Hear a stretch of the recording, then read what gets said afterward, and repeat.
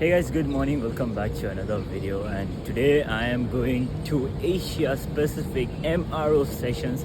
Oh, not sessions. I will be going to the exhibition sessions. The conferences were like 2 days before, not now. And today we are going for exhibition. It's the last day. We'll explore, make connection. Today we're gonna meet the CEO of the Armos company. I'll take you around and we'll enjoy that. My voice is a little low because of yesterday. Um, why I cannot say you, but today the voice is low, so please bear with me. Okay, use the captions. Tune.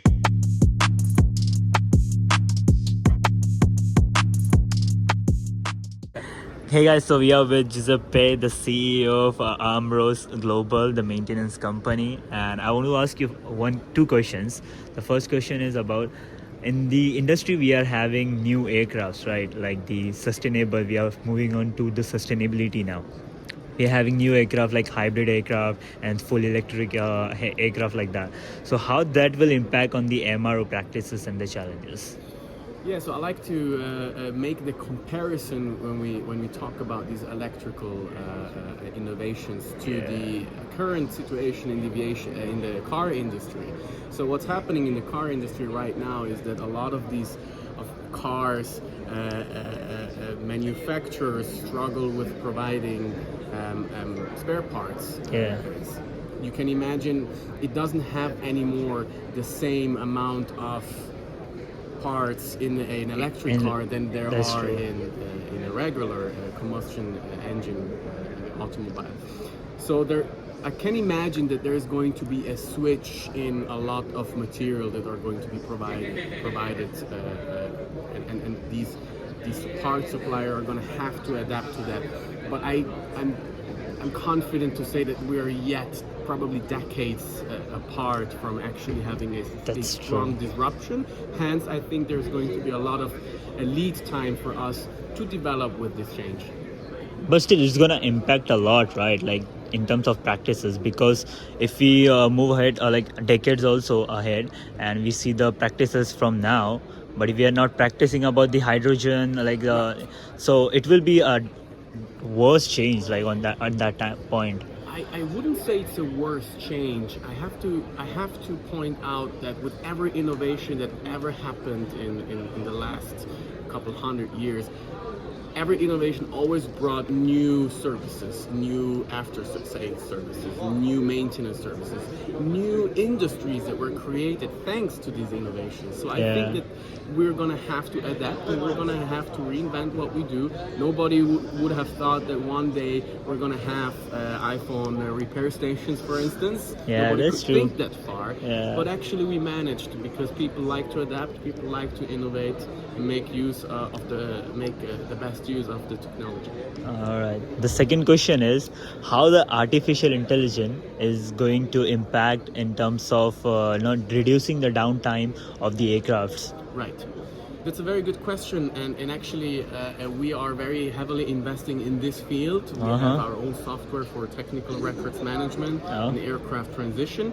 So what's currently happening is in our field specifically, I'm going to give you an example of our field of business. And we have a lot of airlines and banks and leasing companies that manage aircraft operator changes or owner changes, still with old-fashioned methods like paper or Excel spreadsheets or regular clouds, which are not optimized to handle the vast amounts of technical records that are produced during the life cycle of an aircraft. So what we have done to facilitate this currently very manual process, so we've created a software that uses artificial intelligence to support these transactions, to support the sorting of documents, the OCR of documents, and to facilitate structuring those documents and make sure that they get passed on to an external party in a structured, agreed way according to certain industry standards, which makes it easier for everybody and saves a lot of time.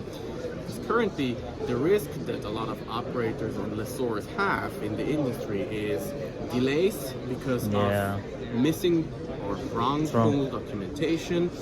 And delays mean penalty fees, mean maybe changes in components, additional maintenance. There's a lot. Big list of things that can happen in delays, right? And that costs easily millions in aviation. And therefore, I think that to come back to your initial question, there's a lot we can do with artificial intelligence. And I just pinpointed now a very small part of our industry. And I believe that it can help in many other areas. In terms of documentations and all. In terms of documentation, in terms of maintenance. Predictive maintenance, in terms of flight planning. I think there is a lot that we can do still. All right. Thank you so much. You're very welcome. So much. It was fun talking to the Armors group, and now let's move around, look at the other companies and ask a few questions. And I'm enjoying it. I learned a lot, and I got this cube also too. It was fun to be here. I enjoyed a lot and got so many insights. Talked to ST Engineering, then SIA, then the Turkish technician and all. It was really good sessions for me. And now I'm heading towards home because I'm done. Got gifts and all stuff like that. And I don't think so anything is remaining. I didn't shoot a lot, but I got the two questions which was the main, and I got the insights on that, so I put it that only. And now it's time. But before I end the vlog, I want to give you a tip. Whenever you go to exhibitions like this, make sure you do your homework.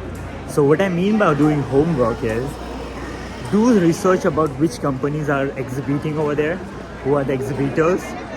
Look for the people on the agenda, who are the speakers and all, and go directly to them and talk to them. And before going, if you have a chance to tell them that I'm coming to these exhibitions and all, so it will be really great, because they will be liking it that you have done your homework. Do some research on that company and prepare your questions before you go visit them, and it will be an impressive impact on them that you did your homework and came for the exhibition. So that's my advice to you. Alright guys, this is it, and if you love the video, make sure you subscribe to my channel for more content. Follow my channel, LinkedIn, Instagram, everywhere. And the two questions which I want to cover, which I did, okay, I covered that questions for you all. So please help me out to reach 1K. Okay, for this, it's like we are going behind now. We don't have to go behind, we have to go more forward. So see you, and take care. Bye bye. See ya.